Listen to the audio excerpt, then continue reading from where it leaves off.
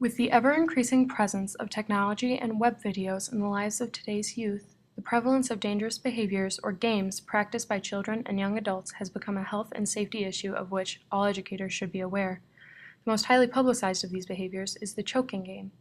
The choking game is an activity in which the victim attempts to get a high or euphoric feeling by temporarily depriving the brain of oxygen.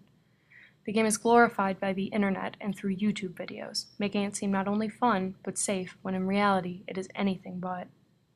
For joining us for News First 5 at 10, I'm Lisa Leiden. I'm Rob Cork. We begin tonight, though, with that heartbreaking story of a 7th grader's tragic death. 12-year-old Jean-Luc Jordan, who went to Mountain Ridge Middle School in Colorado Springs, died after playing a choking game he saw on the internet. His death totally preventable, and tonight his parents hope by sharing their story with us, it will help save others. News First 5's Carolyn Carver is live, and sadly, Carolyn, this game more common than many of us would believe. That's right, Lisa. Statistics show between 10 and 19 children die. 1,000 children between 10 and 19 years old die every year. But for this Colorado Springs family, their son's death is more than just a statistic. He stuck out in the family as kind of like my backbone. Jean-Luc was just 12 years old when he took his last breath. The star athlete and honor student was playing a choking game he found on the internet one lazy summer day before school started. But by the time his father found him, unconscious with a belt tied to a bed around his neck, it was too late. I saw him there, and it was just, it was unreal. And I ran over to him and took him down and started CPR. I grabbed him and took him downstairs. I was shouting out his name. The popular game, meant to make you pass out and give you a high feeling when you come to, was too much for Jean-Luc. It would probably be the hardest thing I've ever done or will ever do, but I had no idea, none. The middle schooler never did wake up from the game his parents had never heard of. All these questions that I have, I would love to ask him. Because, there is a part of me that is extremely angry at him for making this poor decision. But I can't be angry at him. Instead, she laid in a hospital bed with him for 5 days and 5 nights. His heart is beating, his chest is moving, and I would sleep in bed with him every night. But with irreversible brain damage, the doctors knew the game took Jean-Luc's life. I knew there was nothing I could do for him, If there was anything I could have done, I would have. Now his parents just hope sharing his story will save another life, hoping no other family will have to feel the pain of losing a child. I was telling myself, I wish I had done more, I was telling Jean-Luc, give me one more chance, because now I realize that time when you wanted to fly the kite. And, I'm like, well, we'll get to it. We have plenty of time. I'm going to have a long, long time without him ahead of me. So I have to prepare myself for that. But I talk to him every day. In the wake of news surrounding victims of the choking game, many more dangerous behaviors of today's youth have been brought to the surface. Some of these include the gallon challenge, or water chugging, in which one attempts to drink a gallon of water within a minute, causing hyperhydration, which can dilute the sodium in the bloodstream and cause a fluid imbalance in cells. This can possibly lead to nausea, headaches, brain swelling, respiratory arrest, coma, and even death. Chubby Bunny or Chubby Monkey, in which one packs his or her mouth with marshmallows and attempts to repeat the words Chubby Bunny or Chubby Monkey. Oftentimes, however, marshmallows will expand in the mouth, blocking the airway, which can lead to suffocation.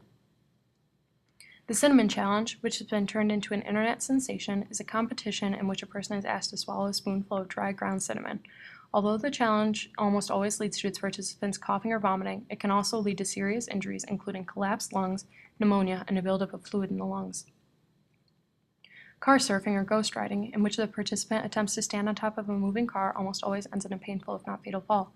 As a personal anecdote, 2 boys in my sister's grade once attempted to car surf while high on marijuana, resulting in the death of one of the boys and the rest of the other. As you can see, videos of each of these activities seen as humorous are innumerable and easily accessible on the internet, reinforcing the idea that the actions are entertaining rather than dangerous, leading the list of dangerous behaviors to continue on.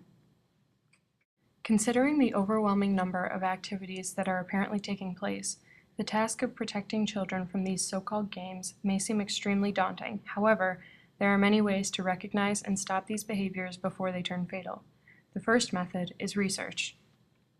In today's technology-driven world, teachers and parents seem to always be a step behind their students and children in terms of new fads and activities. By keeping up with news and trends and researching the topics that interest students, one is offered insight into the activities to recognize. With this in mind, it is extremely important to understand the language and names associated with these games.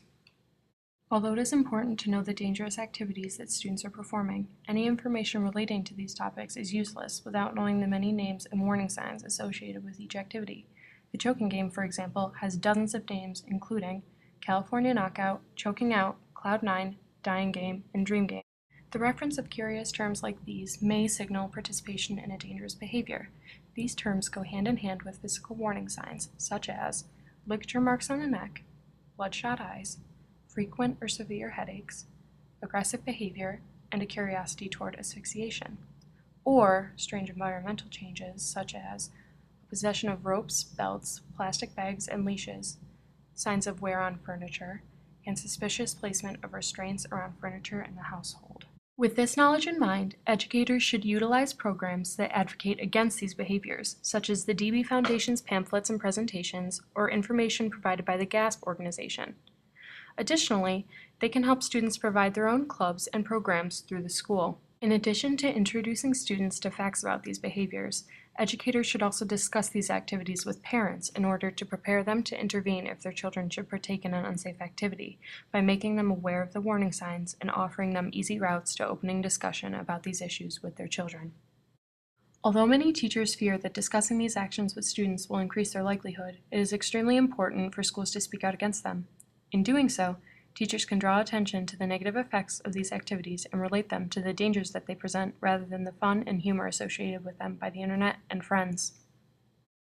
Remember, don't be afraid to speak out. These dangerous behaviors are games in name only. For more information on the choking game and other dangerous behaviors, please refer to the following sources.